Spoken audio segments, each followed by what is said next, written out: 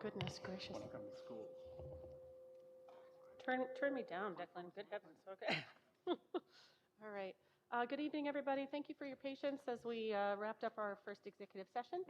We're going to carry on into open session with our Pledge of Allegiance.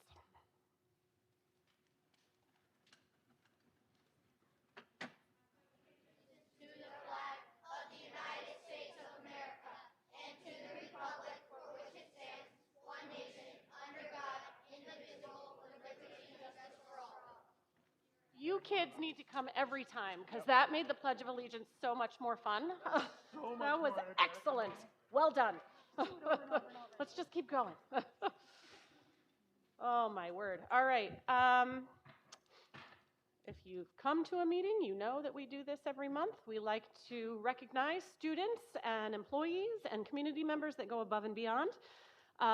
So for this month, we wanted to shout out to Coach Simpson, who had his 100th career win for Dwaynesburg. He was in the Gazette. Everybody see Mr. Simpson in the Gazette? So congratulations to Coach. I like those balloons in the picture. That was pretty cool. And his assistant coach, yes, absolutely. And then another big shout out to our building and grounds crew for the snow removal that they did during our big storm. Was it last week? Was it only last week? Yeah. A special thanks to Mr. Peacock, Mr. Klingbeil, Mr. Turner, and Mr. Goldie. We really appreciate all of the work that they did. We probably could have brought the kids in, but thankfully for them, they got to stay home. But they did such a great job getting everything ready. All right. Next up, anybody else have anything that I missed? Okay. Next up is just discussion of agenda and any agenda changes. Just the informational piece that we put on. Yep. Okay. So the only change, if you were scrolling through our agenda before today, there is a piece of information at the bottom, nothing that we're voting on, that was added for your review. So with that said, I do have a question that's not on the agenda, but last time we talked about the possibility of where the vote was going to land, that was sort of up in the air, and I figure we have a deadline coming for that soon? For the vote? Yes. So we actually had a meeting today, and there, yeah, I always forget the thing. We had a meeting today, and good news is it looks like they're going to wrap up the bus garage in April. So that means it'll be accessible. Yeah. you just let out a really big sigh. I know, it is, but so in part of me being at the transportation facility quite often, I do see a lot of traffic in and out at that time. So I do want to caution that there is a lot of bus traffic at the time of the vote. Just at the end of the day. At the end of the day, so when they're getting ready to go out for PM runs is when, at the same time. We adjust where they come from? I mean, back when we would have it traditionally at the elementary school, they'd fill that lot. The buses would, even at run time, it was difficult to vote. So it feels like a situation because it has to be on school grounds. There's going to have to be school buses. So is there a short term, like they're suggesting, to kind of, could they park in the elementary school lot? Or instead? Like in the olden days? Park in the buses. Can the kids get on the bus in the loop? The trouble is at that time, so at that time you have your drivers coming in to work. So they're not just at work, they're coming into work at that time. And then they are getting keys and then getting on a bus, because we don't necessarily want them to store keys on buses. And then, yeah, we got to work it out. So we had also talked about a potential for doing something on this campus too, that this would be a potential, but then the parent pickup would be a potential traffic pattern too. So, another possibility is maybe it's for one day. Maybe we look at getting traffic control from the sheriff's department or something for that entrance, just to kind of, just a dismissal, you know, Yeah. just to kind of, 'Cause, you're completely right. It's a real problem, Right. but it's going to be a problem anywhere. I mean, I would also, like, in the back of this auditorium, there is a door. So with the potential that we could put a portable ramp there for access, you could access the back of this room. But then the parking lot is full. We could put cones out. You could do it that way. So Feels like whack-a-mole to me. buses or cars, you Feels like whack-a-mole. choose your mix. Yeah. Okay. You'll sort it out. Good We'll luck. get back to We're us. going to work through it. Yeah. All right. Okay, so with that, be it resolved upon the recommendation of the superintendent, the Board of Education approves the agenda for the regular meeting this evening, February 3rd, 2026. May I have a motion? Thank you, Tony. Yes, we're going to do the things now. A second, Sarah? Thank you, Sarah. Comments or questions? All in favor? Aye. Any opposed? Any abstentions? Okay. Next up is our public comment. And we do have someone who has requested to speak, so I will just go quickly through our policy. The board encourages public participation, of course, at board meetings during the specific portion of the agenda. It is not the time or place to register complaints about individuals or items that have not been first addressed through proper channels with those closest to the issue. Individuals making statements during privilege of the floor are expected to be courteous and respectful, modeling for our students how one can participate and have their voice heard in situations where there is agreement or disagreement with others' views. I think that's pretty much all. I'm not going to read the whole thing. So, all right. So I have Deanna Fox.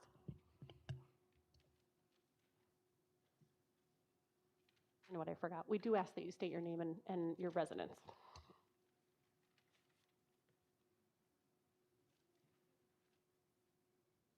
Hello, Deanna Fox. I live on Weaver Road in Delanson. So good evening, members of the board. My name is Deanna Fox, and I'm here tonight because my family and many others have lost confidence that this district is adequately protecting its students or addressing a deeply troubling school culture. My child has faced continued anti-Semitic harassment and multiple incidents where other students have caused physical harm. These are not isolated events. They occur despite repeated reports and pleas for intervention to administrators and to this board. Yet meaningful action did not follow. My child was left to navigate these issues alone while the broader culture that enabled it remains unaddressed. What is most alarming is the lack of transparency and accountability around how this culture of harassment and violence is being addressed. Families receive very little information about what corrective actions are being taken, how success is being measured, or how students are being kept safe. I know from speaking with other families that my child is not the only one who has experienced this, yet the district continues to respond as though these are isolated incidents rather than a systemic problem. While Superintendent Ross has recently stated that she intends to seek third-party insight into handling these matters, that step alone is insufficient. Any investigation into school culture and administrative response must be overseen by the Board of Education, not the same administration whose actions or lack of action are being examined. Without independent oversight and transparency, there can be no public trust in the outcome. Given the continued lack of thoughtful action and the persistence of a negative and unsafe culture, I believe the board must take decisive leadership steps, and that Superintendent Ross should be asked to immediately resign. The issue of school culture is not the only concern regarding Superintendent Ross's leadership. Her tenure has also been marked by serious questions surrounding nepotism Deanna, and I'm sorry to subcontractor interrupt you. procurement and documented decline in staff morale. We can't let you continue to name people by name. Okay, well, the superintendent. Taken together, these issues reflect a broader breakdown in leadership and accountability. The board president should also step down for her lack of attention to these escalating concerns and the mishandling of the situation. The decision of these two individuals undermine collective credibility to lead families who must place their trust in this district every day. The board president has shown a desire to protect bad actors more than the students and families she was elected to represent. This is not just a school issue, it's a community issue. When our school is not strong, our entire community suffers. Young families do not come here or choose to stay. Our housing market weakens, our tax base erodes, and our community loses access to essential services that depend on a stable and engaged population. The health of our school directly affects the health and future of the Duanesburg itself. I'm calling on the board to immediately hire an independent external investigator to examine the overall student and faculty culture at Duanesburg, as well as the administration's handling of harassment, discrimination, and violence. I'm also urging the board to retain a qualified professional to actively and meaningfully improve school culture because the measures currently in place are clearly not working. Thank you. Thank you. Before we moved on, is there anyone else who had wanted to speak but didn't sign in?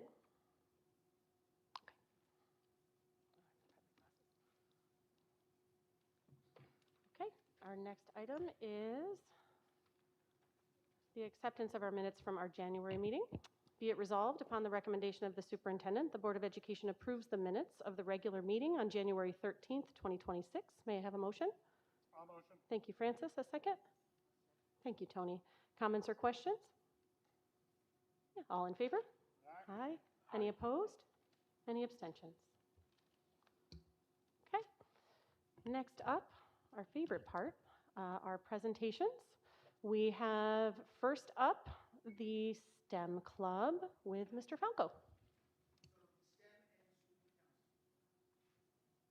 I'm sorry, I do have them listed separately, but STEM and Student Council, but it's going to be all together. Excellent. Okay.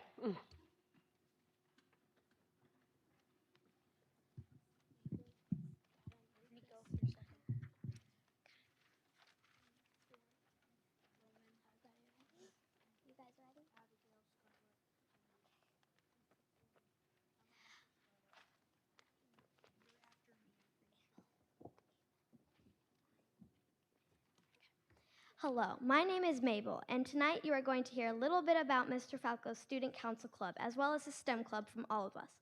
I am one of the Student Council presidents. This is my 3rd year in Student Council. Here in Student Council, we are all about making our school a better place. We have many important jobs in our school.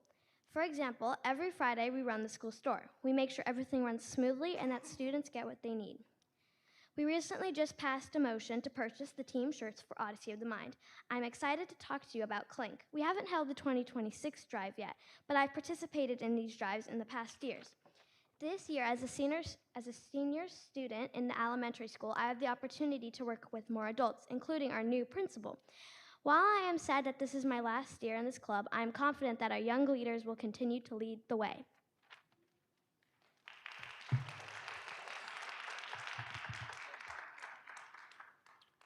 Hi, I'm not sure if you know me. I'm Nico. I'm the other co-president of Student Council.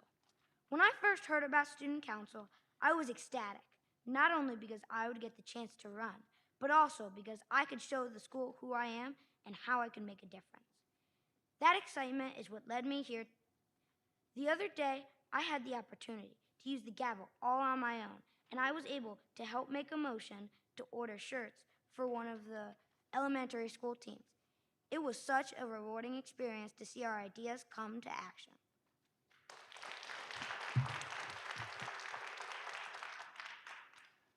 Hello, my name is Roman and I am a member of the Waynesburg Elementary Student Council. I helped during the Veterans Day Assembly by guiding and assisting the veterans. I also worked at school store. Student Council members run and assist younger students. In addition, I was a helper in a See Something, Say Something project.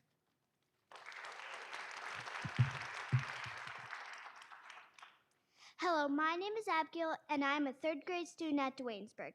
I'm a beginner member in Student Council. I helped with our fundraiser for local veterans on Veterans Day.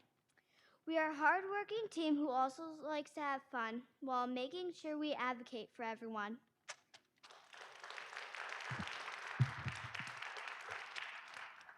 Hello, my name is Scarlett, and I'm a part of Student Council team. I was so proud to play a big part of helping our veterans, because all of they have done for us is keeping us safe.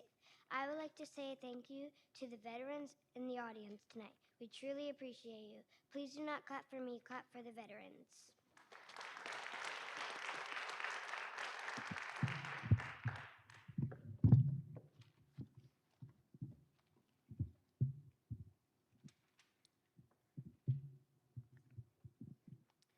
Hello, my name is Abel. I am the treasurer for the Duanesburg Student Council. I have been activity involved all year. I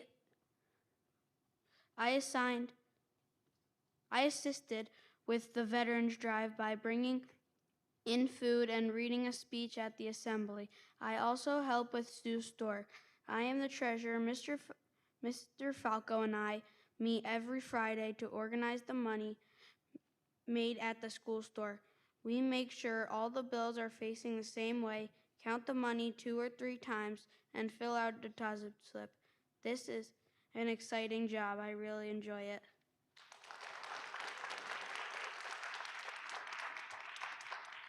Hi, my name is Brian and I am a 4th grader and the Vice President of Student Council. My role as Vice President is to assist the President and other officers and to fill in when they are absent. One of my responsibilities is helping to run the school store. I have also improved my public speaking skills during meetings and assemblies. I have created posters for student council functions and helped make positive decisions for our school. I really enjoy being Vice President and helping to make our school a better place.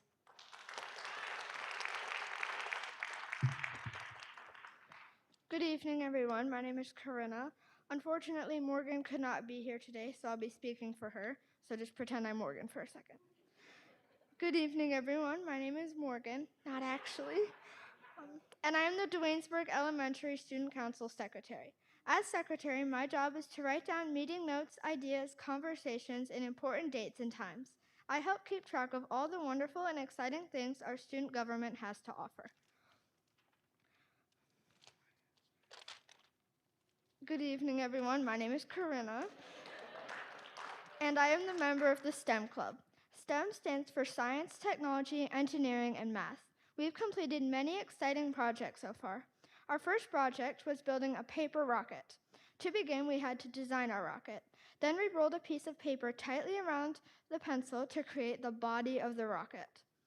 Next, we cut out diamond shapes. Some students made 3, some made 4, and others made 2.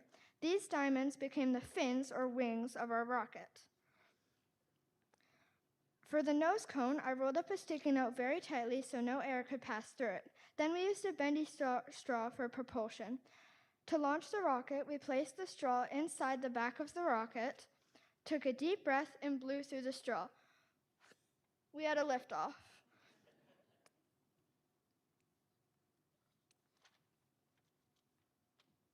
We were also given opportunities to redesign and improve our rockets to make them work even better. In addition, we made some really cool paper chains. Max will tell you more about those.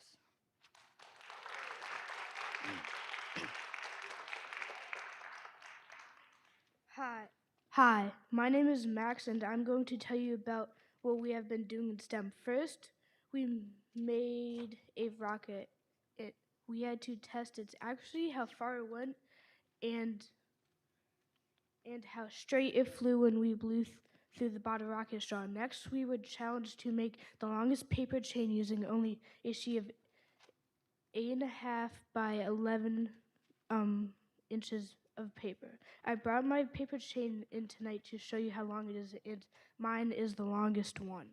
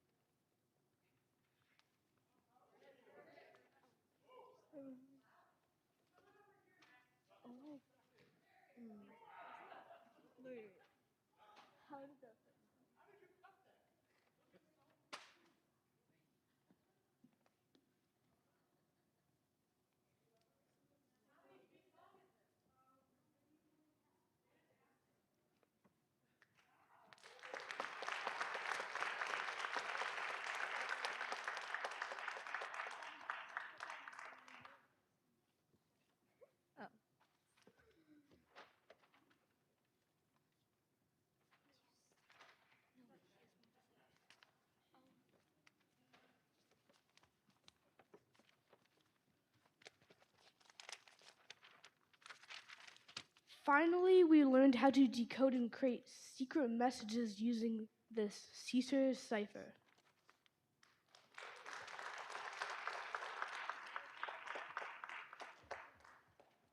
Good evening, everyone. My name is Gabriella, and I am representing STEM Club for DES.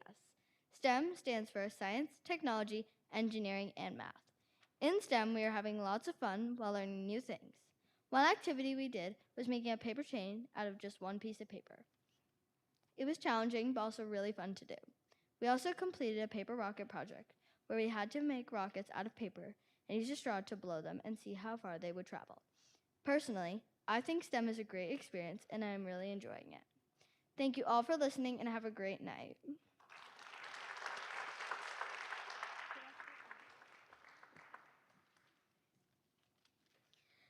Hello, my name is Amaya. I'm a member of both Student Council and STEM, and I enjoy both clubs very much. In Student Council, we work together to help our school be a better place. In STEM, we focus on hands-on experiments and exciting activities. These are the reasons why both clubs are so much fun.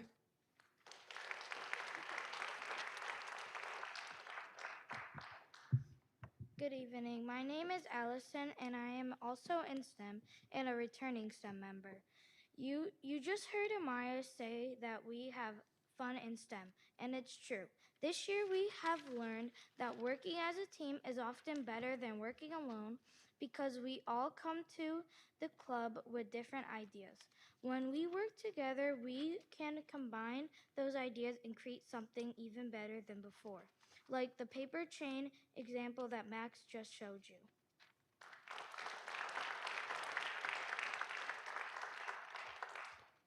I just want to take a quick moment to say thank you to everyone for allowing us the opportunity to present tonight. Please have a great night.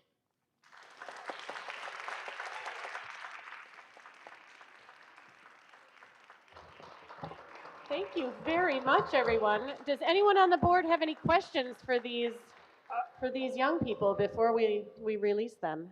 I do. Okay. So we have, wow, that's really loud tonight. That's a lot hot. That's a hot, very hot mic. So we have some students on our board now. They don't get to vote, but they just get to come out and tell us how things are going. I'd like to hear from you, the members of student council who know what's going on at the elementary school. How are things going, and do you need anything from us? Don't be shy. Come on. All right. If I had a magic wand and I could give you something that you don't have at DES, like tomorrow, what would it be?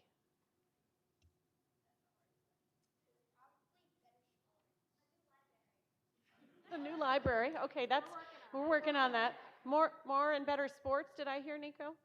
Okay. Anybody else have a wish? Oh, all right. There is. Okay, I can't. Santino's head's in the way.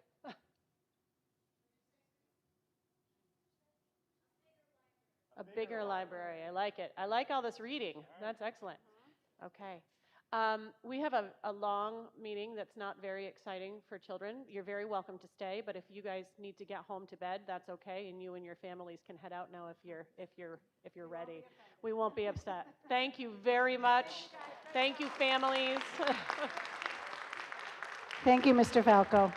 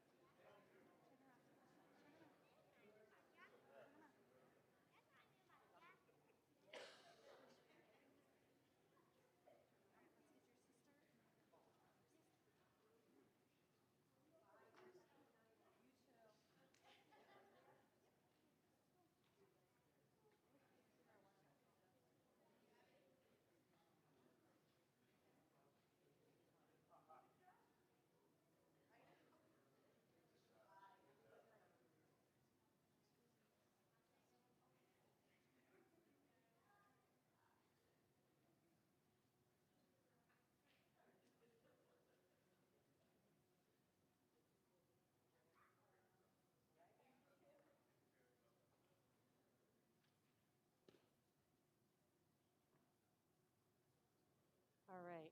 I think, now I can't tell if I'm on. Am I on, Declan? Am I on? Oh, goodness gracious. Okay. Okay. Next up, we have our student board member reports. Go ahead. Very nice, but you're nowhere near as cute. Is this on? Okay. I want to start off. This isn't on the agenda, but I know me and Ari, we both did student council back in elementary school. It was a great program. That's awesome. Yeah.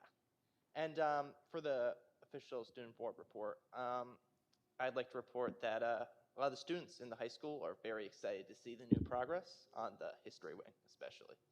Seeing all like the rooms with the new floor, ceiling tiles and all that, it just gives a lot of good feelings about the project. I mean, and then Yeah, and then I just have a little update on the phone use. We talked about this a little bit in our advisory council, and a lot of kids had a lot of the same opinions, so I wanted to share them. The students have been a lot better, we feel like, with the phone use. Bathrooms are obviously still an issue. They're probably gonna be an issue, but they're to a lesser extent at this point. But what a lot of students have noticed is that teachers are often the problems with being on their phones for a lot more than just like dual verification and other like important things that obviously they have to do.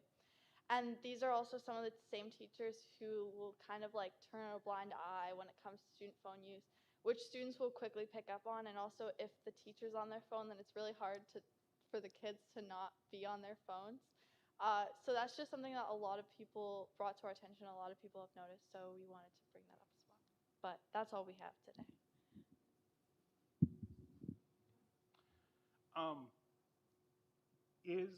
So the whole point of the law on cell phone access was to decrease distraction and increase kids being involved with each other. It's not going to be perfect. Kids used to go down to the Pines to smoke when I was here. You know, kids will always figure out ways to do stuff. I think most of the Pines are dead now. It doesn't matter.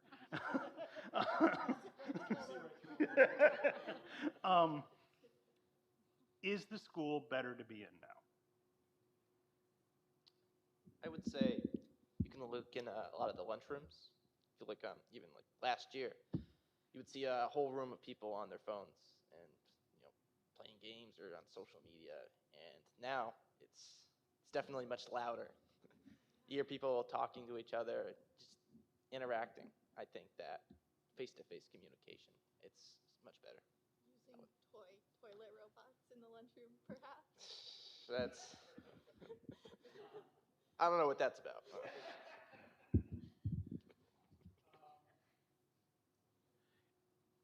So the face-to-face interaction has increased, which is great. Are you finding, what am I going with? Are students paying attention better? Are they more engaged in class? That's to steal Ms. Peterson's question. Oh, yeah, definitely. Okay. And the students all have the tools they need, as far as you can tell, without the access to their phone? Because I know, for example, it's an easy-to-use calculator. It's an easy, it's handy-dandy. I would say sometimes it's inconvenient, like if you want to look something up or, like you said, use a calculator, that sort of thing. But, I mean, everybody got by before phones, so it's Isn't there a calculator on your Chromebook? And There is Google to look things up? Just throwing that out there. Just throwing it out there, unless they were removed for some reason, I don't know. And the phone near the office, I've used that a few times. And if you need to make like a call home or that sort of thing, it's pretty convenient. But, I mean, there's been no problem. No major problems, really, without. It is, I mean, the lunchroom is loud, but, when you walk through, they're playing cards, they're talking to each other, they have toilet robots or whatever is going on. I'm going to need a report about that. Yeah. But it is actually, we joke about it, but it is kids engaging with each other, interacting, being goofy, which we want you to be, and, it is a whole new world. It is refreshing to see. And I actually, as an adult, even though the law doesn't pertain to adults, when I come up here, I make sure my phone is not on me, right? I don't wear an Apple Watch anymore, just making sure that I'm modeling what we expect from our students. I do have a question on the communication in the cafeteria. Were kids talking to each other on their phones before? Or is it the same conversations just out loud now? Were they texting each other? Oh, you can't have texting conversations out loud. What? That's what he means. Fair point, Ari. I am fully aware of that, but, you know, is it, what was the interaction happening previously, just nobody heard it? Like, you talking about negative interactions? Positive, negative? I mean, we're talking about how kids are interacting now in the lunchroom across the tables. Were they doing that before, just digitally? Yeah, I would say so. Yeah, a lot of it's just a shift from face-to-face. They're actually talking to each other. Yeah, well, that's a good skill. Talking to each other before. It's a good skill to have to be able to do it with eye contact. Absolutely. All right. Thank you, both of you, for that. Thank you. Okay. Anybody else have any questions for those guys? Okay. Where are we now? Okay. Oh, yes. Next we have board member Sarah Gwizdowski to give us a little bit of insight on her time at the NISBA conference. If you'd like to, sure. This is fine. Okay. All right. So I'm going to bring up the caboose in being the last one to report out on the conference from 2025. It was, oh, no, it's okay. So the first day was definitely very rigorous and intense. I went to the pre-convention law seminar. We covered a lot of topics, including free speech for students, special education, and some new realities along that. We went through a lot of case studies. Some of them that we went through were pending at the time, still waiting for the outcomes. So it was just really interesting to walk through that with legal counsel from the state level and some to the local level as well. But I have to say the highlight of that entire law conference was the simulated experience of the school board, because it was real life. It was a little dramatic, a little comical, but it really embodied what we go up against in any given meeting. So I found that extremely helpful.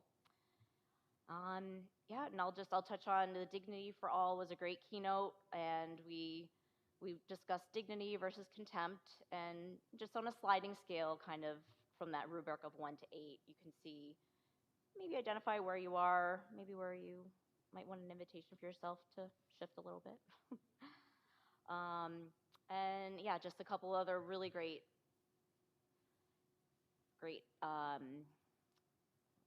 classes that I went to. The non-traditional sensory learning one, I did not know what to expect with that, but Kim was in that with me, and I'll just tell you, I was overwhelmed. And how they had the lights going, the noise going, horns, trains, and everything. And it gave me like a big appreciation for students that like they live, like that's their norm. And just, I thought it was definitely a good way to kind of pull the audience in and give them perspective of what was being discussed. And yeah, we went to the community engagement one, which is just one of those that we're just going to keep working at, right? You know, we have our vision, we have our mission, but we all know people are busy, and you know it's just hard to fit one more commitment in. So we'll continue to work on that. And the last thing I'll touch on was the conflict resolution with the Board of Ed. Had some really good, thoughtful takeaways from that one. You be ethical and consistent. You know, they're what people see, they're what people hear repetitively. So, you know, that's a big one, along with just being intentional and proactive, be ahead of it instead of being on the back end of it, and we have to do damage control and react to the situation instead. And yeah, transparency, that's kind of one of those buzzwords now, right? We all talk about that.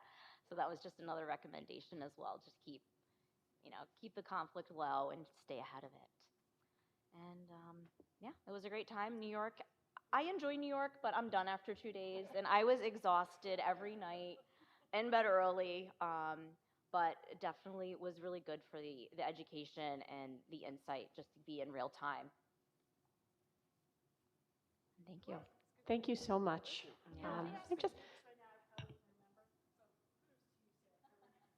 I think that Take copious notes. Right.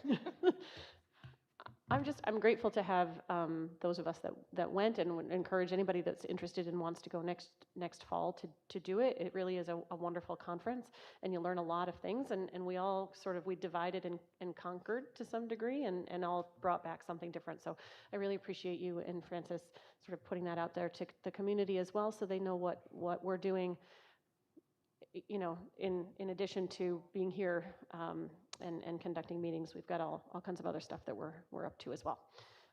Okay, let's see. Next up, we have superintendent report.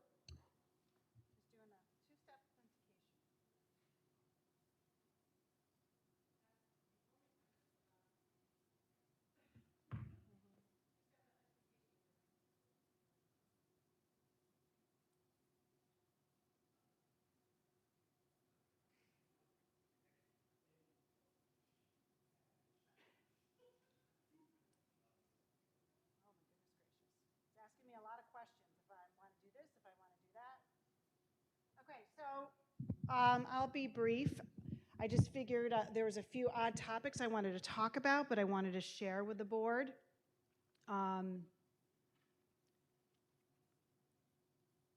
Because I know Mr. Rivenberg wants to do the budget workshop piece of this. So, what? The budget?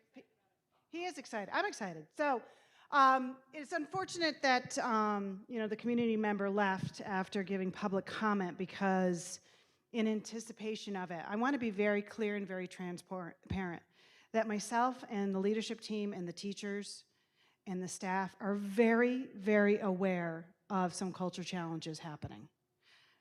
There is never brushing it under the rug. There is fidelity with investigations.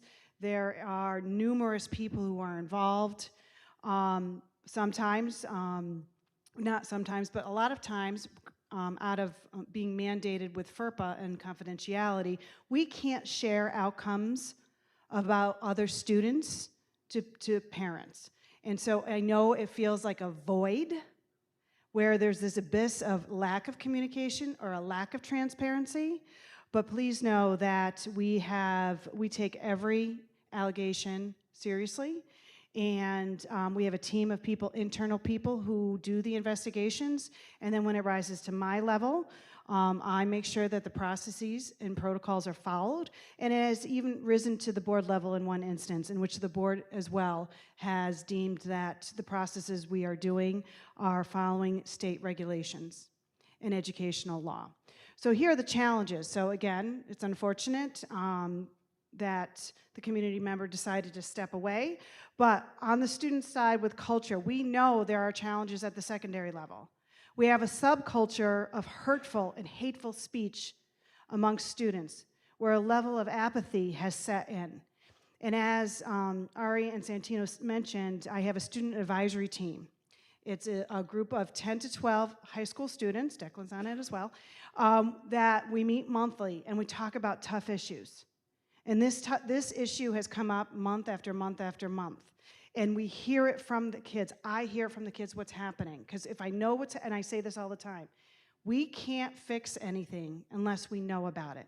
And Mrs. Marvin and I it was like, for lack of words, being hit with a frying pan back in October and November when this really percolated and we realized this subculture was created and was rippling and growing. And so we know that there's a normalizing of inappropriate interactions and comments and unwanted advances to the opposite sex. There's also physical altercations. We know that vaping is somewhat increasing, and at times where students are recognizing that they're vaping THC. We are not blind to this. We see it. It is in our face, and we take it very, very seriously. And I'm going to talk about some things, how we're addressing it right now, but also know that there's recognizing their challenges at the elementary level. We have an increased student mental health needs, something our teachers have not seen in decades or ever. But post-pandemic, the research has shown that these children that are young children that are coming up through and starting in pre-K and K and 1, that these formative years, these biological years, were different for them because of the pandemic. They didn't have social interactions. They weren't in daycare. They were home. Parents were surviving, trying to do their job, but trying to entertain them as small toddlers. So we realize this, and we are working towards that and giving support to classroom teachers. So for example, at the elementary level, Christy's doing a great job hitting this head on with her team and introducing responsive classroom, which is like a subsect of restorative practices at the elementary level. We are sending 4 teachers to restorative practices training in March. Christy's introduced zones of regulation where small children work towards identifying where they are in the universe.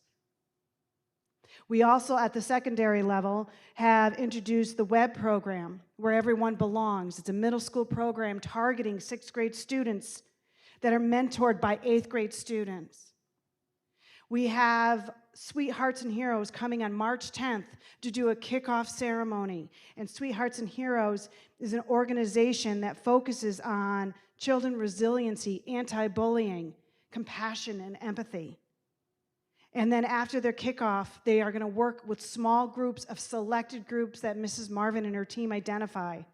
And these are, and I forget the terminology, these are your gatekeepers, I think is the word. These are the kids who are directly involved in that subculture, who foster it and continue it, working in those small groups to build that capacity. And they've introduced a 5-year plan for the district that will start in the fall as we seek funding from different sources and grant writing. We also, to address the elephant in the room, we have exhausted all our internal resources in trying to tackle this problem. We know it's a problem. We're not ignoring it. That myself and Mrs. Marvin have a meeting. I reached out to our support system at the Capital Region BOCES and the district superintendent and told her what the challenges are and what can we do next. And we do, to answer that question, the board has sanctioned to employ an impartial outside investigator to come in and do a comprehensive deep dive into why and recommendations on what we can do next to change it. So I hope that you understand that I'm being passionate about it, and I know we lost 95% of our audience, but we are being responsive, and our kids and their safety is at the forefront. But again, even though on the outside looking in, as the frustration of that parent is that we're not transparent, you wouldn't want me to share intimate details about your child. So at times it looks like we're hiding things. It's because we're protecting children and protecting their privacy. Everyone is taken seriously. And now when we talked about culture, Dr. Lisa Paterni, she had presented, was it back in like September? She has finished up her listening tour, looking at the organizational trauma that some folks are feeling. She's going to unpack her findings globally. She's developed incredible trust with a lot of our staff. So she has promised that she will meet during our staff development day, our superintendent's conference day, with each of the departments to unpack. And then she's going to give recommendations as well. Her and I are going to talk actually tomorrow about some low-hanging fruit that we can put into place right away that I can share with the leadership team and the teachers. But one of the things that stands out when Lisa presents both to the school-wide community and the external community, that she is very impressed with the overwhelming support and commitment of everyone who works here to our student success. Accountability, I had mentioned this, it finally is unembargoed. We just got it on Friday, and I was at a conference all day yesterday.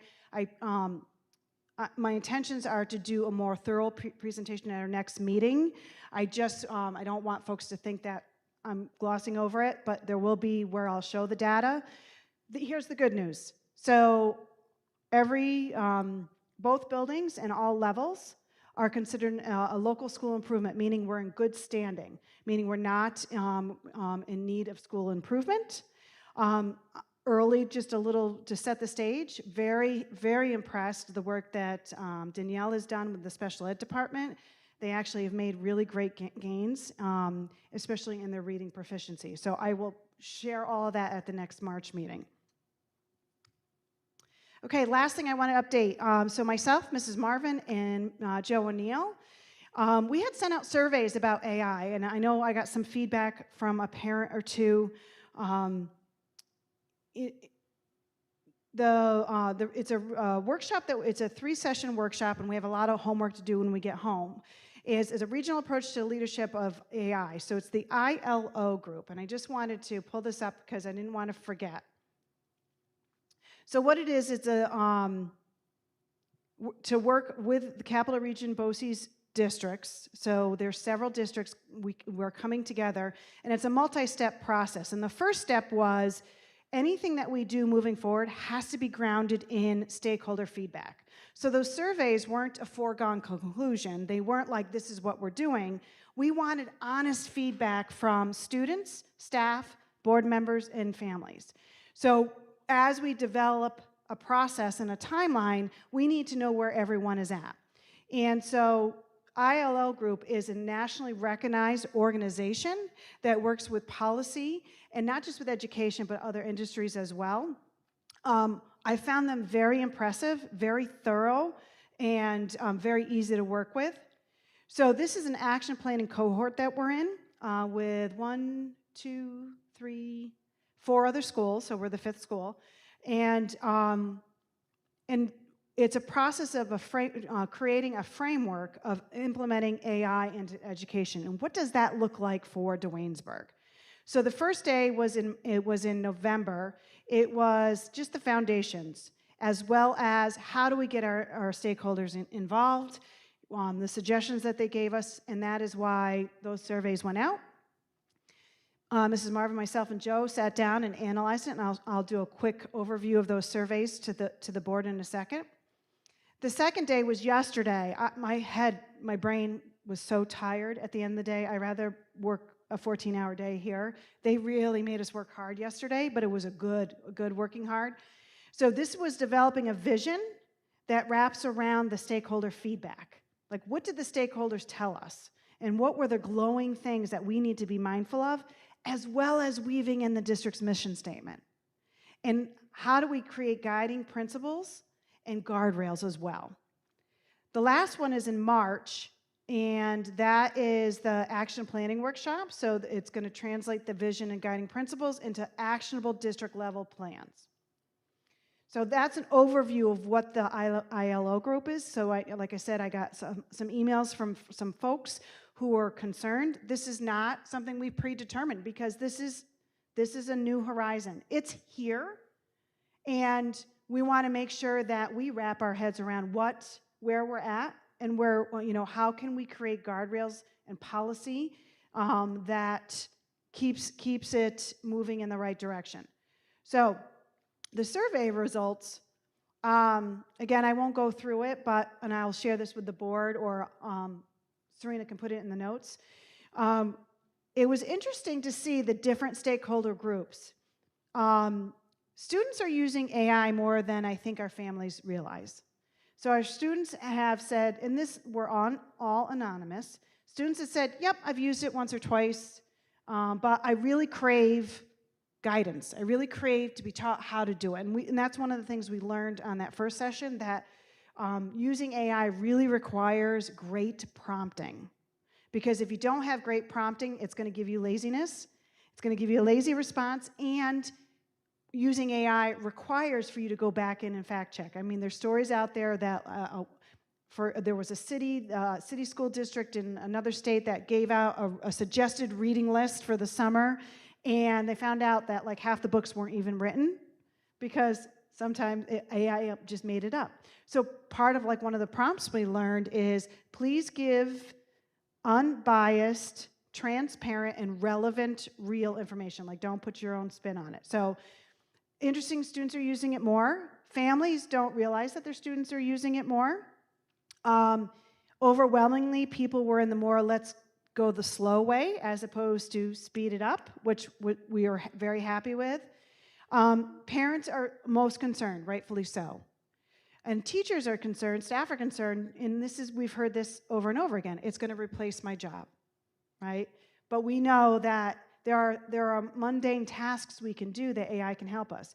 And again, we use AI, it's always running in something in the background. You go to Google and you say, give me a review of a restaurant. The first thing that comes up is AI.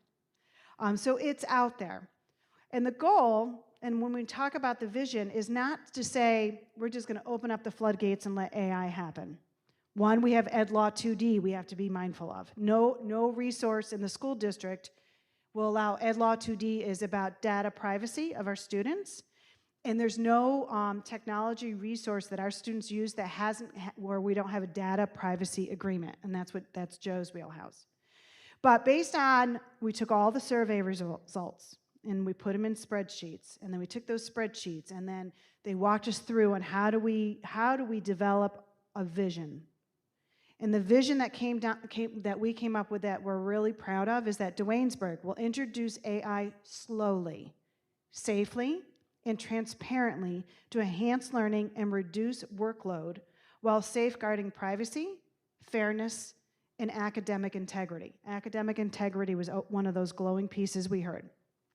Rooted in our mission to provide a safe, supportive, and inclusive environment, we will use AI responsibly and with clear rules so that it strengthens the thinking, relationships, integrity at the heart of education. Together with families and in the community, we will cultivate integrity, foster belonging, and instill pride as we prepare students to thrive as global citizens in a rapidly changing world. This is a vision, right? This is our mantra as we move this work forward and as we learn and we discover. Again, the survey results, there are concerns, right? When we think about, is it going to replace the work that we do? It's going to, and it certainly isn't. Kids are going to start having all their essays written by AI. But where's that, there's like a stoplight, like where red is no, you can't use AI, yellow is maybe you want to check it for grammar, green is explore. And one of the topics that we talked about a lot yesterday is very similar to when the standards changed with Common Core. It wasn't about memorizing dates and history. It was critical thinking, right? It's critical thinking of like, why did, the colonies win the American Revolution? Do you know George Washington is not listed? It's not something that kids have to remember because they have this. It's more using that critical lens of thinking, higher order thinking.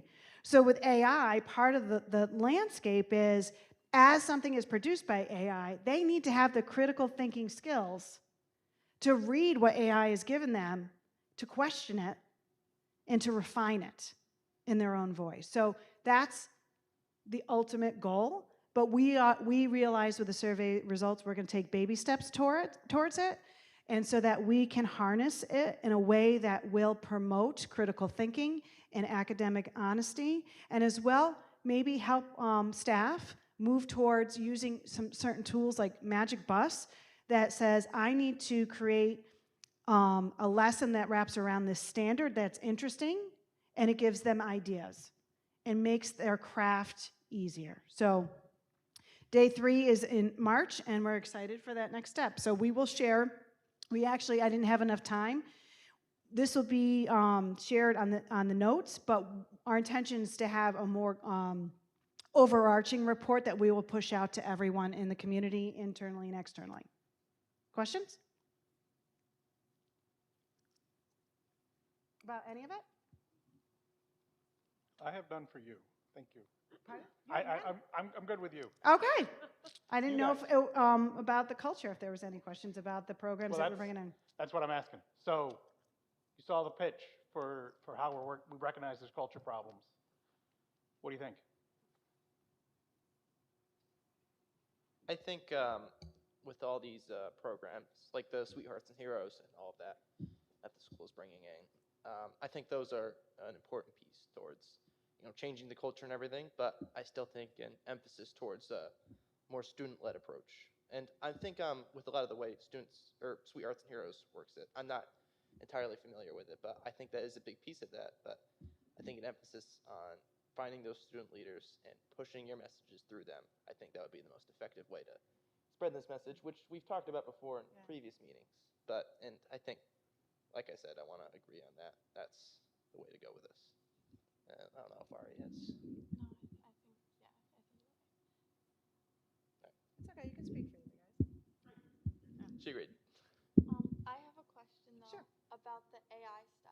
So when you're thinking about developing this vision, are you thinking about it for staff and students? And if you are you thinking about it separately? As in, these are some of the things we're envisioning for our staff involving AI, and these are things about students in AI, or are you kind of combining them? And Yes, both. So there's tools that the microphone. So there's tools that teachers would use that wouldn't be relevant to a student use.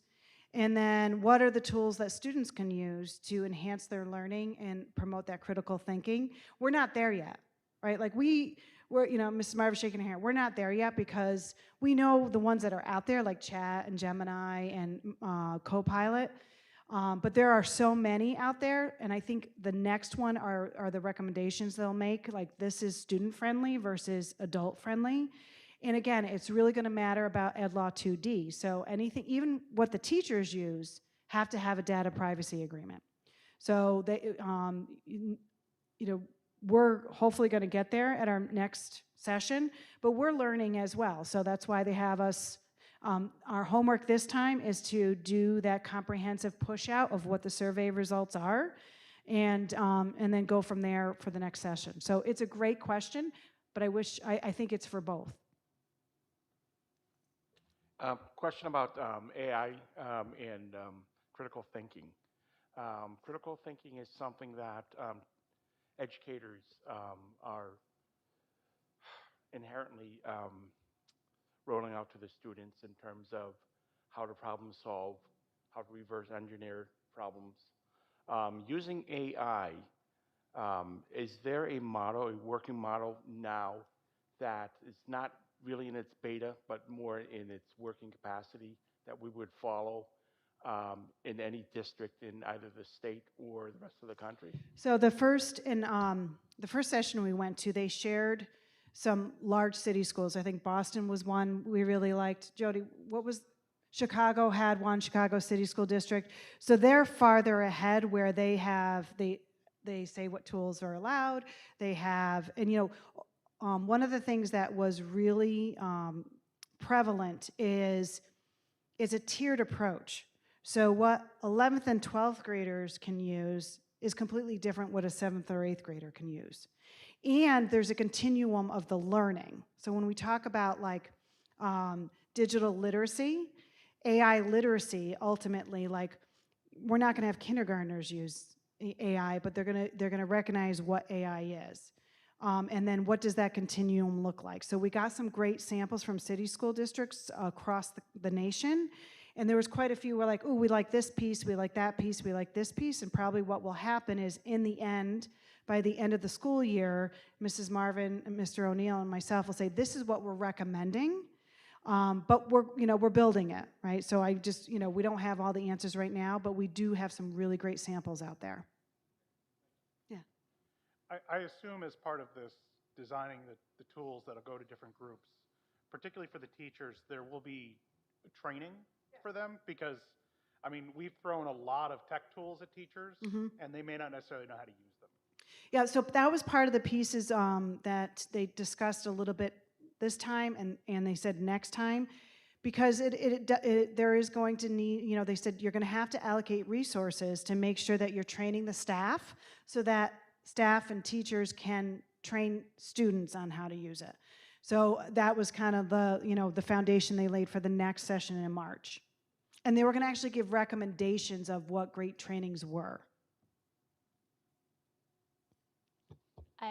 I guess maybe this is more a comment than a question, and I'm sure that if they haven't talked about this with you yet, this part's coming.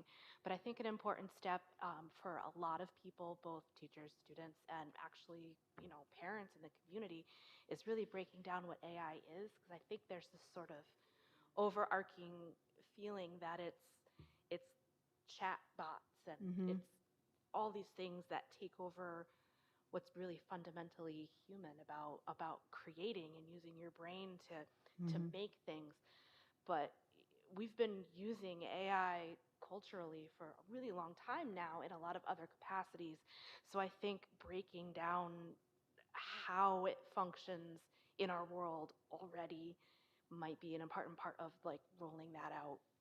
to everybody. Yeah, we completely agree, and that's a great point. And one of the things he said is, as we finish this work, I want to emphasize we're not done with the work yet, where we have sessions for parents to come in, and we teach parents as well. We got to get parents here, right? And like you said, kind of starting off baby steps, like this is what it is. It's been around for a long time. We use it without knowing it. And how can we leverage it and harness it so that it promotes learning and doesn't replace it? So, agreed. 2 points. We talked about this back in our October policy meeting.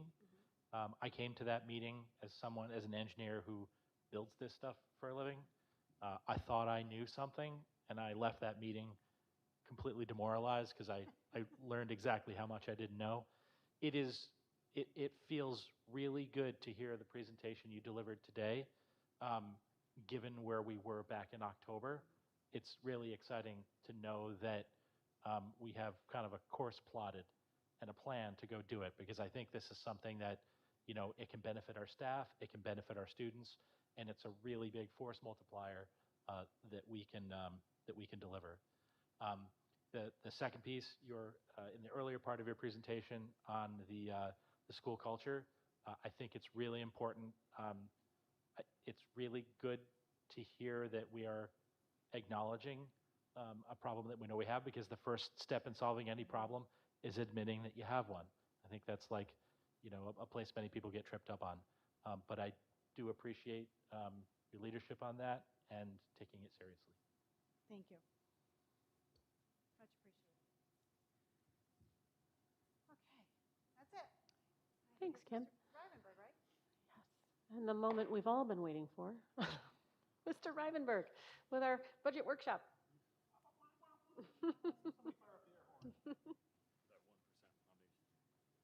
Declan, you're going to have to remind me how to log out of here. I know. Do you know how to get me logged out? Usually it's a Declan question. Sign out. You found it. I found it.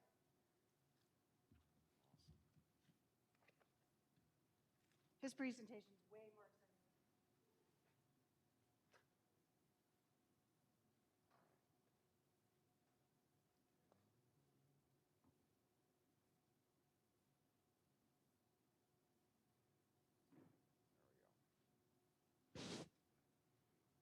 Okay.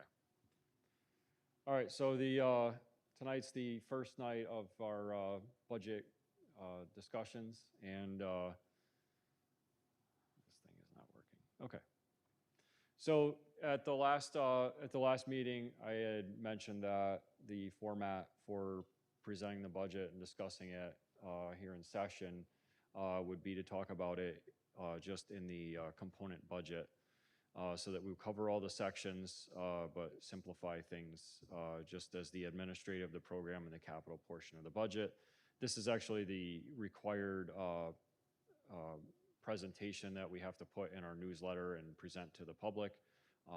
So tonight we'll be talking about the capital portion of the budget, which don't get too excited. That's the only time you'll see that tonight. Which includes the salaries and benefits of maintenance and custodial staff, supplies and contractual things that go inside that area as well, debt service on buildings, bus purchases and utilities, and then general insurance, and then tax certiorari or court-ordered costs, which are very small budget lines, but they are in that capital portion of the budget. And I skipped it.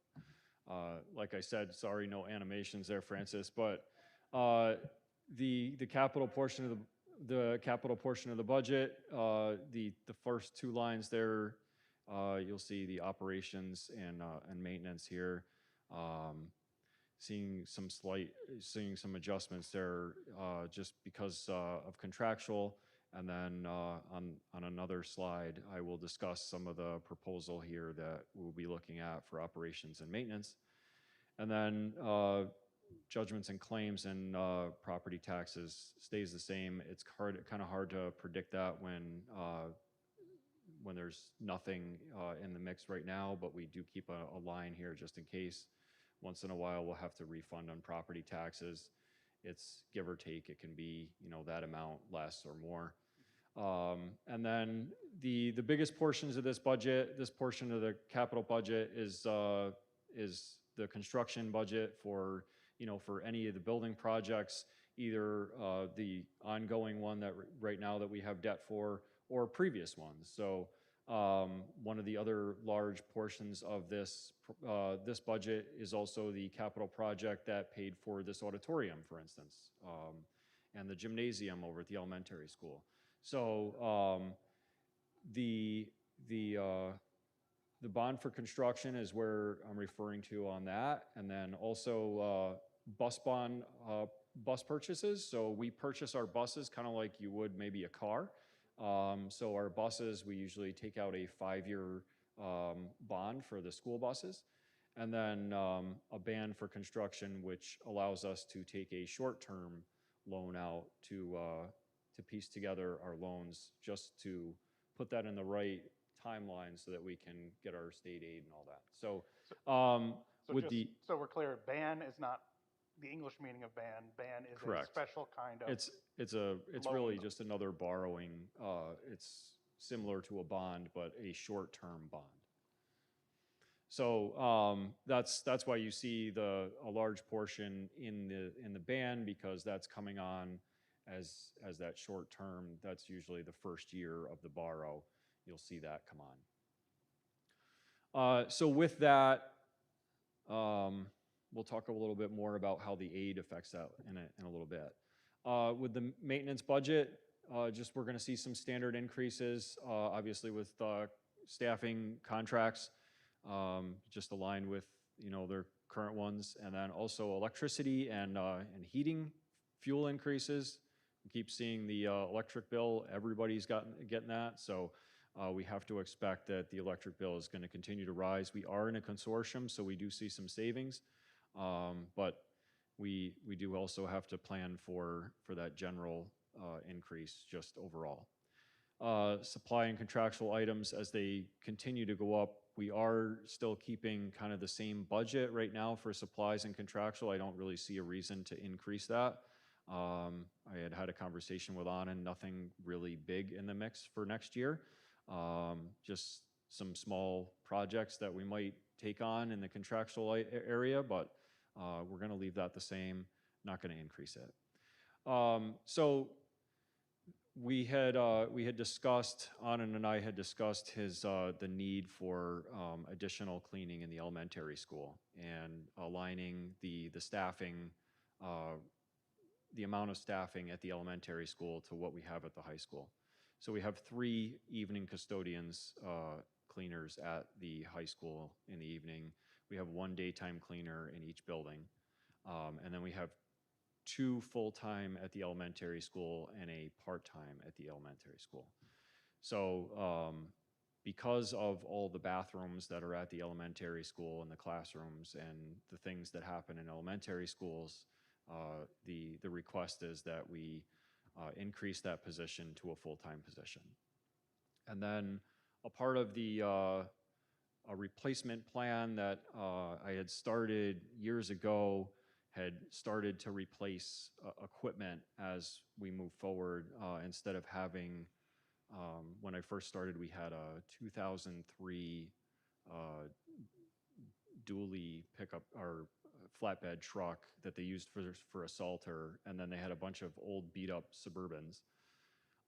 And because the trucks were in such rusty shape and so they weren't running that well, we had guys that were actually running around in their own personal vehicles at the time. So so as a part of that, we have replaced older vehicles and older pieces of equipment instead of doing one big shot, which is extremely expensive, and you would really have to take out a big borrow for that. But this allows us to space out that expense and kind of expect it over the years. So every few years you buy another piece of equipment based on category, and you replace that. So looking at our situation right now, we actually have 2 2009 SUVs, our Suburbans, old Suburbans that are being used right now for maintenance, for plowing.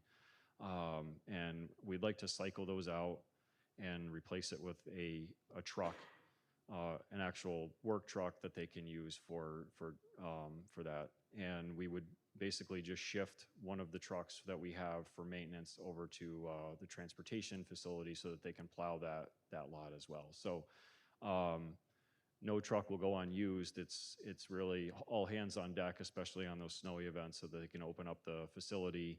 All pieces of equipment are running and getting things going. So this will be a cycle, and then we'll also talk about the vehicles for transportation when we talk about that section too, because we will be removing some of our buses off the fleet and then looking at new ones for next year. But we've got some really aging vehicles that we need to replace just because of the rust.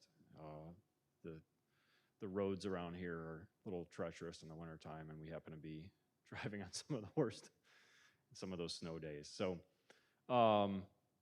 so that's it for maintenance. And then, so debt service, this is what the debt service kind of currently looks like.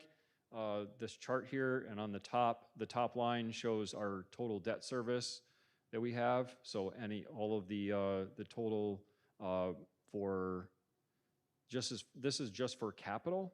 This is just an example to show capital. I did not show buses on this. So then you have estimated building aid in comparison to that. So you can see like it goes up at the same time that debt service. And then on the bottom line, you can see the actual local share. So quite a significant amount of the project, of course, is paid for by the building aid portion of the budget. So with the increase of our expense for the payments for the construction, also comes the state aid. So that increases at the same time. And then just factors that contribute to that are the bans, which we had just talked about. And then we are going to see transportation debt kind of fluctuate, but that just all depends on which buses we bought during which years. But generally, we try to keep it at a level state so that it's not overly ridiculous.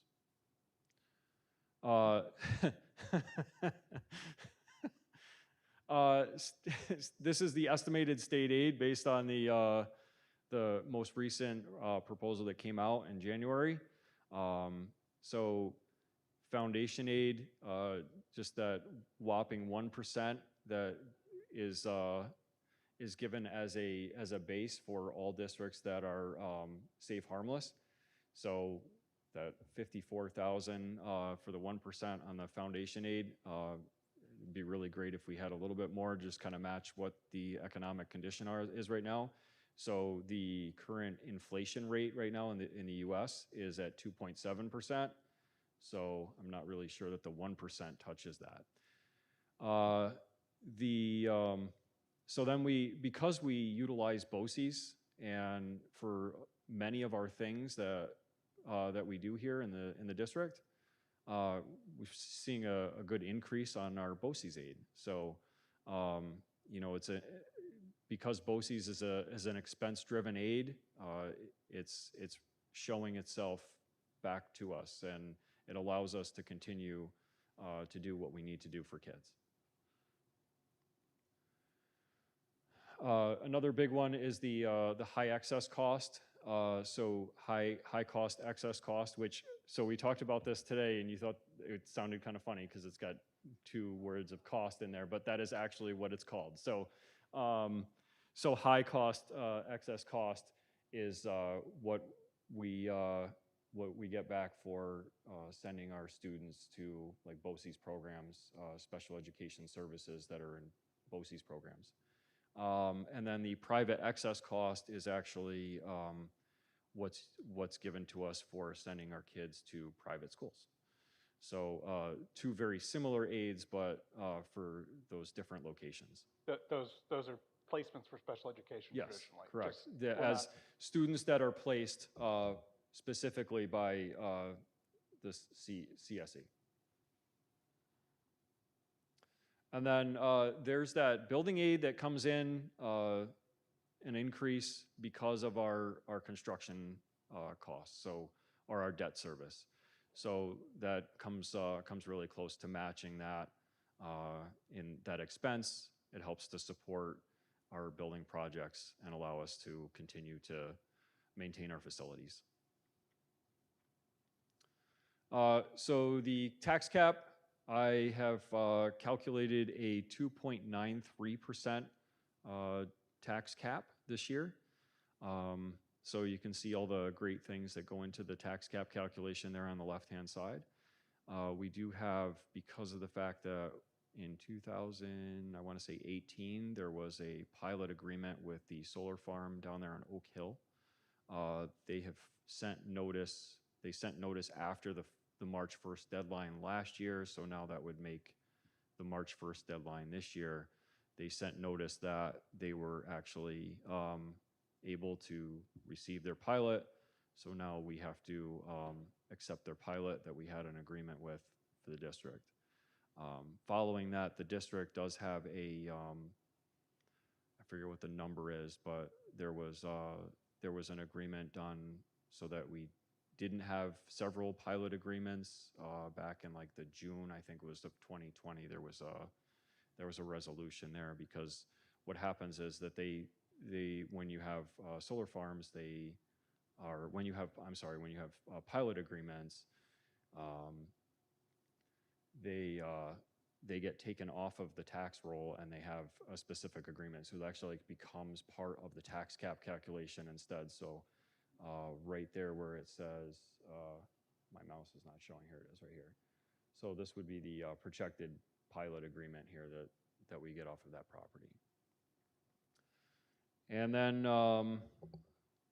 moving on down to the next, so right now I've projected an assumed 2.9% tax levy. This brings in 268,757 for the district, so staying a little bit lower than the 2.93%. Flatten that out at 2.9. And then this is a reminder again that this is just an estimated kind of what it would look like for folks for their home full values. On the right-hand side on that chart, this is what that 2.9% would actually look like for a home value of those amounts there on that chart. So a house of $100,000, you would see a monthly increase of $3.17, give or take.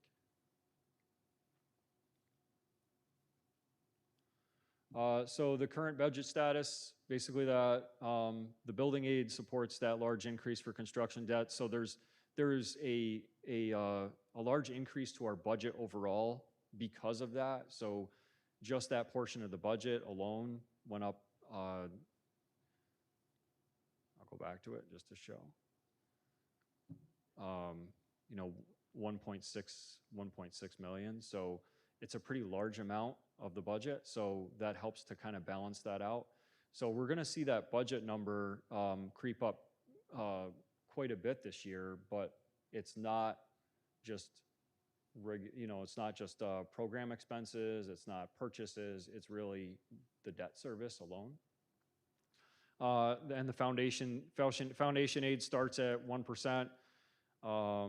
I haven't heard much other than, I guess I can keep my fingers crossed that maybe something comes out better that we get more than that. And we're currently assuming that 2.9% tax levy increase to balance out the budget. We currently still have a gap or where we're at, but we're really early in the stages of the budget. We have a lot of things to take a look at and come back to a solid number. Contractual and supply costs for most things we assume are going to go up, and then I was in a health insurance trust meeting last week, and we are told that we are definitely going to see a double-digit increase on the health insurance next year. So it just seems to be a trend all around. It's not just our health insurance trust. In fact, ours is one of the lowest from talking to some other folks from other trusts. So we're fortunate in that sense, but also it's not so great to see the health insurance. And it's just because claims are just overall just, I guess, it's a big thing. Their claims are up. So, and it's not just the little things, it's the big things that are, that our health insurance takes care of. So, of course, that drives the costs up. So this was really the first discussion talking about capital, and then we talked a little bit about tax cap and state. So we'll talk about state aid again in the near future here, maybe even at the next workshop, and just kind of see if I have any updates, just to kind of keep that conversation going about our revenue. And then, any questions from the board?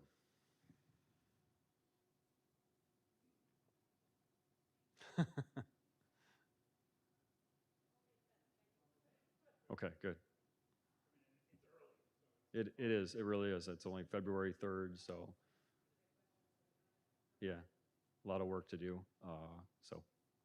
And of course, like I don't expect an answer tonight on on increasing the staffing with the custodians, because I know it is early in the stage. So I think we can keep that kind of an ongoing conversation. I know that we have to talk about the other portions of the budget. It's likely that some of our future budget conversation will probably be a little bit longer than tonight, but we'll come down to that at some point. You want more animation? Okay, I'll work on that for you.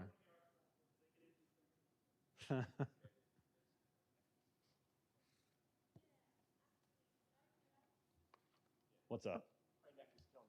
Can we have it on here? Yeah. It's just, it is hard to like turn and. Yeah, sure. Sorry about that. Thanks. Yeah. Okay, any other questions? All right, thanks very much, Mr. Rivenberger, appreciate it. Okay, next up we have our financials, and I'm going to do them individually this time because we have some kind of exciting, nice ones to talk about. So, all right, so we're going to start with item 9.01. So be it resolved, based upon the recommendation of the superintendent, the Board of Education approves the financial reports as listed in the agenda. May I have a motion? I'll motion. Thank you, Alyssa. A second? I'll second. Thank you, Francis. Comments or questions? All in favor? Aye. Aye. Any opposed? Any abstentions? Okay, next item, 9.02, is approved football merger. Be it resolved, based upon the recommendation of the superintendent, the Board of Education approves a three-way football merger, modified at JV and varsity, among the Duanesburg, Bern, Knox, Westerlo, and Shalmont Central School Districts for the 2026-2027 school year. May I have a motion? I'll move. Thank you, Michael. A second? I'll second. Thank you, Ray. Comments or questions? It's my understanding this is now pending section approval, correct? So we're approving it, and now we have to, yep, Right. and then they have to approve it. We have an estimated cost, what came hot off the presses. It will be, it's actually really cost effective, $900 a student to participate. Okay. And this is essentially a rebuilding of the football program, Yep. Dropping out Bishop Yes. Gibbons? Bishop Again? Gibbons. What? Bishop, One Notre of them. Dame Bishop Gibbons. Notre- Well, Yeah. it's fair. I just, Yeah. Well, they joined last year. Notre Right. Dame was with it. Then they didn't. Okay. Yeah. Yep. Any other questions or comments? Yep. What was the cost? What was the cost this year? I think the cost this year was just under 7. So this is, again, it's just an estimate. They really won't have the exact number until they know how many kids are involved. And then they divide it up equally. And how are we going to get the kids down there? So the superintendent at Bern and myself and the superintendent at Shalma we are having conversations how we can make that work with transportation. and this will be, what will this team be known as? Shalmont? It'll be Sabres? I believe so, yes. So we only have a handful of kids who are interested. So superintendent at Bern and myself are like, well, we're going to try and figure out how we make that work. Okay. Any other questions? All in favor? Aye. Aye. Any opposed? Any abstentions? Okay, next item is approve lacrosse merger. Be it resolved, based upon the recommendation of the superintendent, the Board of Education approves a four-way lacrosse merger for modified JV and varsity among the Duanesburg, Shalmont, Mahonison, and Schenectady Central School Districts for the 2026-2027 school year. May I have a motion? I'll motion. Thank you, Francis. A second? Thank you, Sarah. Comments or questions? I'd like to comment that I think this is cool. I think it's great to offer more things to the kids. But I think we're getting into a situation where, particularly with the football thing we just had, there's a lot of unanswered questions. And I feel like we're creating situations where we're offering so many things that we're not providing full support so the students can do them all. We have a situation now, we've had bowling for years.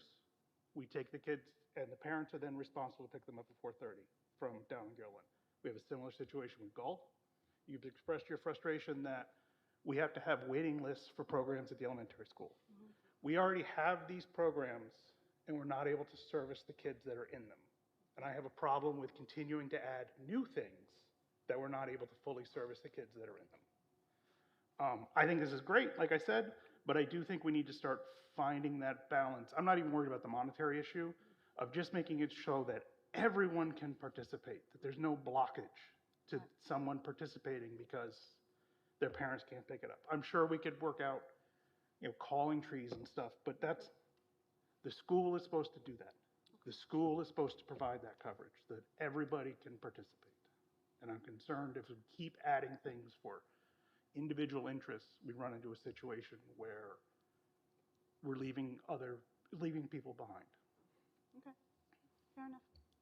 I'm just curious, this brings up a thought, like, do we have some kind of like a policy to guide this, or is that something I hear what Francis is saying. I like that we're coming together with other schools and providing these options, and it is the understanding that the parents do have to step up to do this. But I hear that it's a delicate balance too, because it's not sustainable to do this for infinity. But I love that we're having partnerships and making it happen. Yep. Yeah, and I think when we look to the future, there isn't any current policy that outlines it, but I think we're a smart group of people, right? And we have a lot of families and educators that what is a long-term solution that we can come up with. And I think that's something we should explore in the near future. I also don't want Duanesburg to lose its own identity. These mergers are great because it does offer opportunities for kids. We can't offer everything, right? Period. But it's Duanesburg Eagles, and we've already changed. Now we're the Beagles. We're the, God only knows what else we're going to be. I just want to keep a vision that we are Duanesburg Eagles. We are Duanesburg yes. Eagles, and we can't always meet every single outside needs. We have an education needs that we have to cover, that we need to be worried about. Always keeping that at the center of our decision making. Absolutely.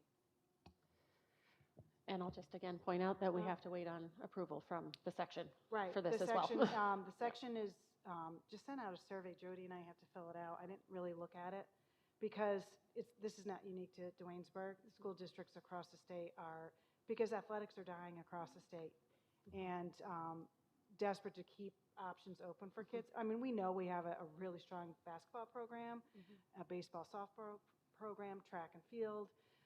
But those holes where it's not as strong. But I think Section 2 is going to start reevaluating, what does this mean long term as well? So that'll be interesting to see what they come up with. Great. Okay. Any other questions? All in favor? Aye. Aye. Any opposed? Any abstentions? Who's first and second? Do you know? Who was first? Oh, I got it. Never mind. It's like, I don't write that down. Serena writes that down. Okay. Last financial item is to approve service agreement with Scotia Glenville Central Schools. Be it resolved, based upon the recommendation of the superintendent, the Board of Education approves the shared services agreement for transportation services between Scotia Glenville Central School District and Duanesburg Central School District during the 2025-2026 school year as recommended by the superintendent. This agreement shall not be binding on the parties until authorized and signed by each party's respective representative. Whew. May I have a motion? Thank you, Francis. A second. Thank you, Sarah. Comments or questions? I think this is a very, in that same idea of sharing services, this is a fantastic situation, and I really am so glad that we were able to, Mr. Rivenberg and as transportation director, was able to work with his counterpart at Scotia and work this out to save us hundreds of dollars a day. A day, yes. Transporting a child that has to be is transported. with us. So it's great. Thank you. Any other comments or questions? All in favor? Aye. Any opposed? Any abstentions? Okay, next we'll do instructional personnel. I am going to do this as a consent agenda.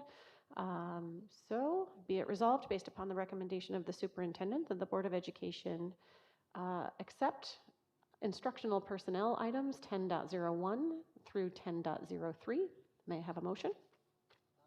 Thank you, Tony. A second? I'll second. Thank you, Alyssa. Comments or questions on any of these items? I'm happy to welcome Mr. Rickert to Yes. our staff fully. Yes, so you will see we conclude a term and we approve a new one. Very exciting. Now he's on a tenure track. Yes. Yep. Okay. All right. Any other questions or comments? All in favor? Aye. Any opposed? Any abstentions? Okay, next item, non-instructional personnel. Be it resolved, no, excuse me, that's not what I want to say. I want to do it this way. Yes, be it resolved based upon the recommendation of the superintendent that the Board of Education accepts and approves the non-instructional personnel items 11.01 and 11.02. May I have a motion? Thank you, Michael. A second?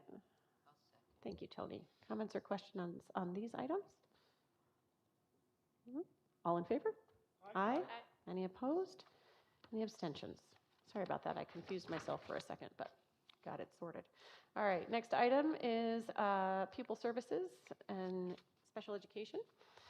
Accept CSE and CPSE minutes. Be it resolved, based upon the recommendation of the superintendent, the Board of Education approves the CSE and CPSE minutes from the meetings on January 8th, 12th, 13th, 16th, 20th, 27th, and 28th of 2026. May I have a motion? A motion. Oh. Ray, a second? Sarah? Thank you. Comments or questions? All in favor? Aye. Aye. Any opposed? Any abstentions? Okay.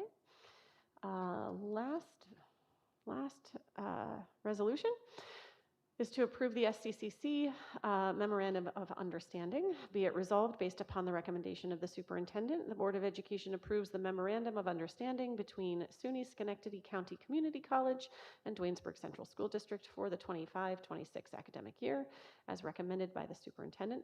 This agreement shall not be binding on the parties until authorized and signed by each party's respective representatives. May I have a motion? Thank you, Tony. A second? I'll second. Thank you, Alyssa. Comments or questions? I'm just grateful that we have this. How many different classes is this an option for our students? Jody, do you know off the top of your head? Just a range. Is this for? I think it varies year to year, right? 6, 7? Oh, she just did 6, 7. Come on. Santino's, he's on the edge. I can see it. He's going to burst.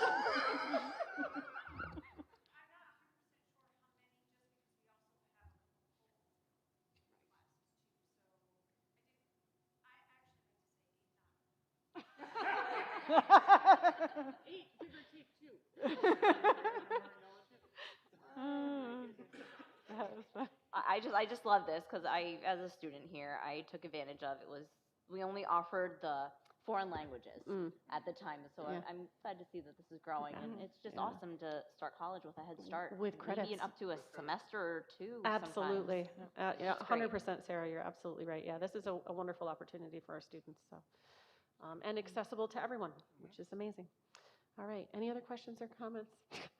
That was really funny. I really enjoyed that a lot. It's late and we're getting punchy. We're getting punchy. All in favor? Aye. Any opposed? Any abstentions?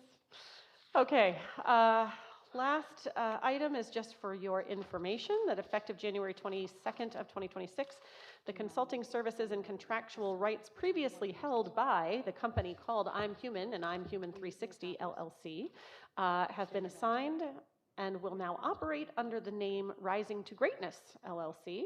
All existing consulting agreements will continue without interruption, with services, obligations, and relationships remaining unchanged. For everyone's information, I'm Human 360 is Ms. Ross referenced, Lisa Paterni, coming in and doing a listening tour and working with our staff so that we can address these concerns that we have with our school culture. So Lisa's company has just shifted. Everything remains the same with the exception of the name. So that is that.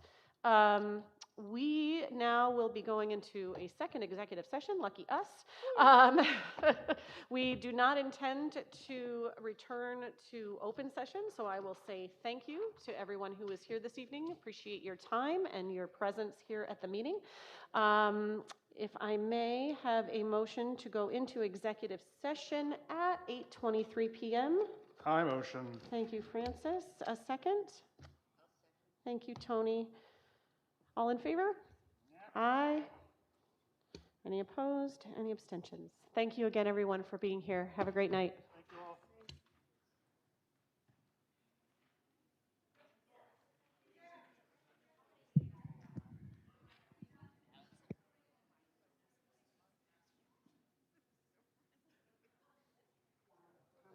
Oh, yes. I was supposed to say we're going into executive session